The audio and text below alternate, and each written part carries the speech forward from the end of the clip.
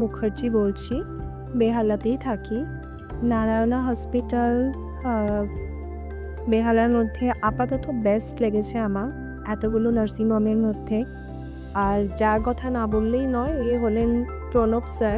মানে মাই গড, আমার একটা গলস্টোন ওটি ছিল, তো ভীষণ ভালো service, everything, sister, staff, security department, everything ভীষণ ভালো ছিল, ভীষণ কেয়ারিং।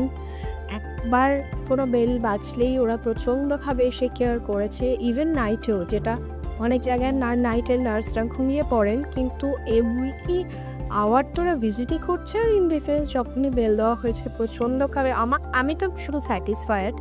আর আমার যিনি অতীতে অ্যানাস্থেসিস স্যার ছিলেন, উনি ভীষণ ভালো। আবার না বললেও নয়, last but not the least, সেটা হচ্ছে প্রণব স্যার। মানে স্যার, আপনি ভালো থাকুন, আমাদের মতো পেশেন্টদের ভালো রাখুন। Thank you so much.